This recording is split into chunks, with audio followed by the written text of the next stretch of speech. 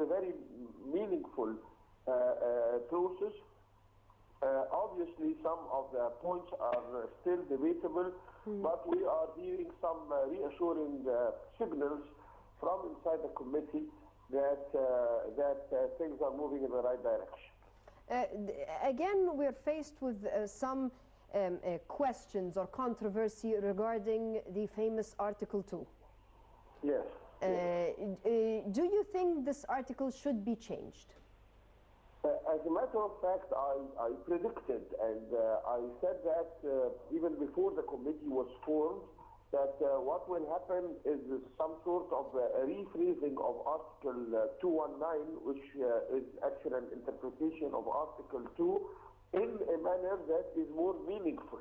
Because Article 219 really, as it was put during the Brotherhood time, has no meaning. It was very ambiguous, and the only purpose it served is to open the way for anybody to do legislations from the Middle Ages. This was what Article 219 all about. Now we will have a rephrasing, and the whole constitution will lie in the balance of how good the rephrasing of Article 219 and integration of it into Article 2 will be carried out. I think with the current standard and stature of the members of the committee, they will be able to come up with meaningful, human rights respecting, and expressive of the core or of the real essence of Islamic Sharia. Do you think that there is an article in the Constitution, when you were a member of that committee, was there an article which you think, if kept, would create a catastrophe, so to speak? Because we're talking about 200 plus articles, so. Many articles in the previous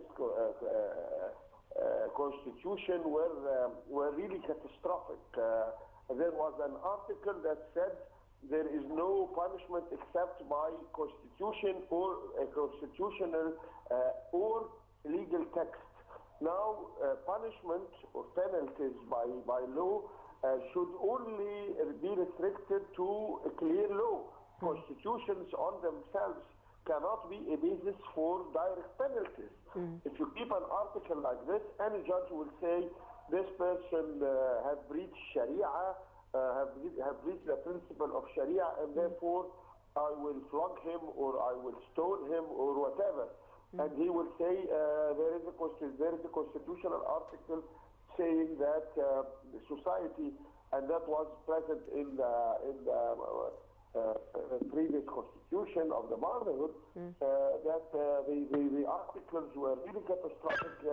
That one of them was saying that society is to protect morality, and Sharia is the principle, and number Article 10 and Article 4, put them all together. Any young judge can actually start to do catastrophic things in terms of penalties and criminal penalties, the way he interprets Sharia. This was one catastrophic article. The other catastrophic article in the Constitution of 2012 was the actual commitment of the term no discrimination would be implemented on the basis of gender, religion, social status, etc. This was omitted. This was deleted from the Constitution. This is the first Constitution, I think, in the whole world that would dare to omit such a statement. Yes. And this was very, very scary to me. And if you were in the Shura Council, as I was, and was observing the discussions there, it was really scary how these people are dealing with the concept of discrimination. I mean, they would actually justify discrimination and say this is not discrimination, this is just equality. But it is discrimination. So we had few very, very important and significant catastrophic articles in 2012. All these were resolved. Before we wrap up, you're referring to it as the Constitution of 2012. There is a debate now about this Constitution. Should we be calling it or labeling it as the amended 2012 Constitution, or should it be getting a different name, taking into account that in reality it has been almost rewritten? Yeah, it is. You see, what was kept is the structure, the size, the template, but the content totally different. Should it be kept? How should we name it? I don't care. Really, I don't care. I'm satisfied with the different content. People who put too much emphasis on nomenclature about something that is really trivial. For example, the Constitution of 1971, before its amendments, was stating that Egypt is a socialist country, and socialism is and the social union, الاتحاد الاشتراكي, was the only political vehicle. This was the original 1971 Constitution. It was amended into something totally different. Actually, it was amended into the opposite of that. So I don't care, and it was still kept. It still kept the name of 1971. So I don't care about that. So long as the content changes. Okay, Dr. Ihab El-Kharrat, thank you very much for joining us. Are you satisfied with the progress of the committee?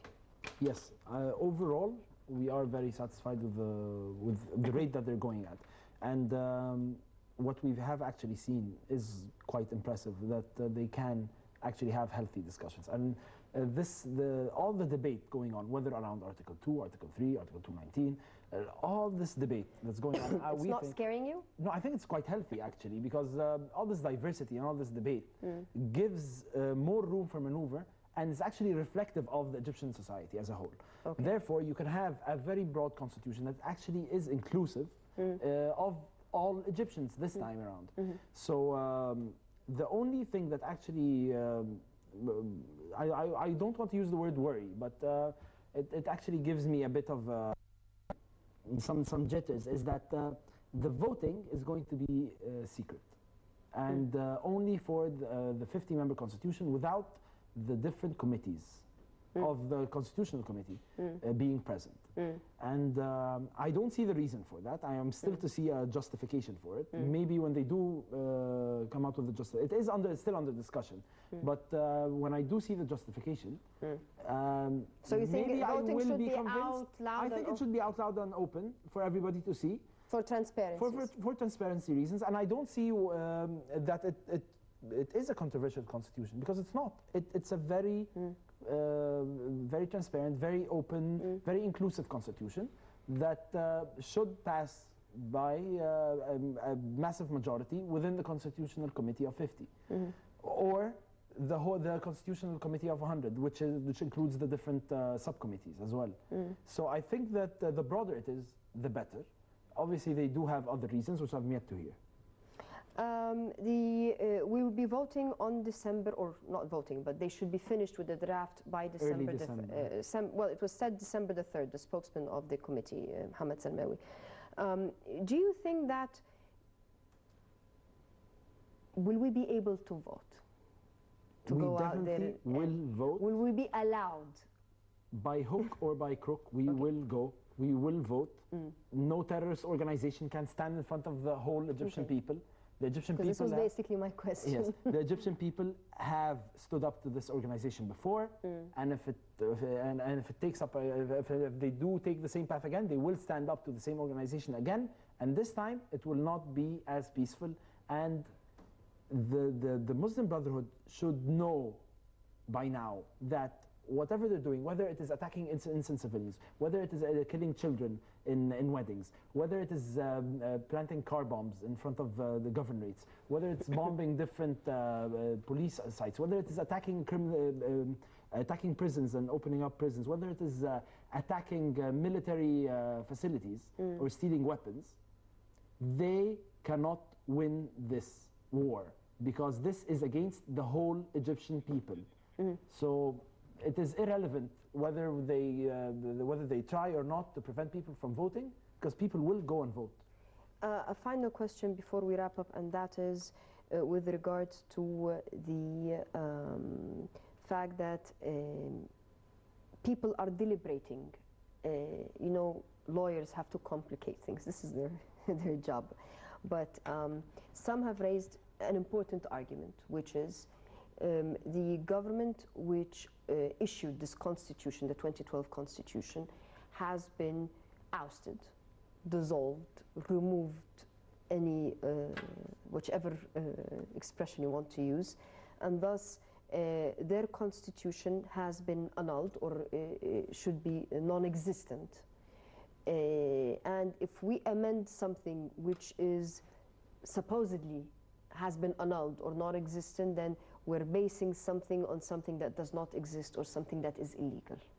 That the foundation of this constitution, which is being finalized now, is an illegal foundation. Well, it all depends on... In future, someone can come, because you know we have a lot of people that love to keep going back and forth. They're against the progress, the vehicle moving forward. After we go and do the referendum, and hopefully Egyptians will agree to their new constitution, then we'll go back to square one, because someone can come out and say, well, we contest this because this is an illegal constitution, since the foundation is illegal. No, well, this is an irrelevant scenario, because once it is passed through referendum, then it is legal. Like you understand what I'm saying? It's like, the name, it's semantics. Exactly, but then again, labels don't really stick anymore. Should we really say it's a 2012 constitution, or just name it the June 30th constitution? The name of the constitution doesn't matter, because it's the constitution of the Egyptian people in the end. The legal experts or the legal people, this is their job, to look at the nitty-gritty. I know, but these nitty-gritty items, I'm sorry to say, are completely irrelevant. They are completely irrelevant. We had a terrorist organization in power. They issued a constitution. It was fraudulent. We issued a new one, or we changed everything in the first one.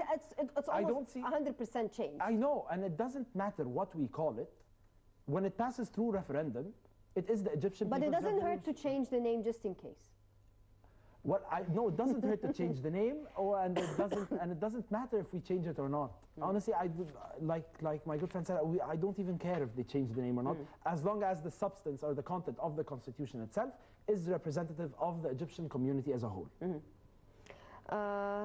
Thank you very, very much for joining us. Thank Your you for input has having me. been very, very fruitful, and let us hope that the liberal camp will continue with that momentum, and we definitely bet on the liberal parties to grow and to pull the vehicle forward, even though some are trying or doing their best. We're definitely working very hard to push it back, and more importantly, we hope that the liberal camp really unifies, because if you unify, then you're unifying the Egyptian rank and file, which is very, very important.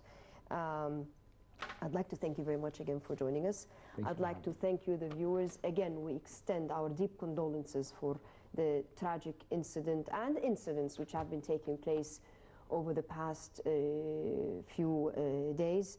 And the roadmap will continue regardless. The Egyptian people have voiced their opinion loud and clear, and there is no going back. And on that note, we wish you a very pleasant evening and good night.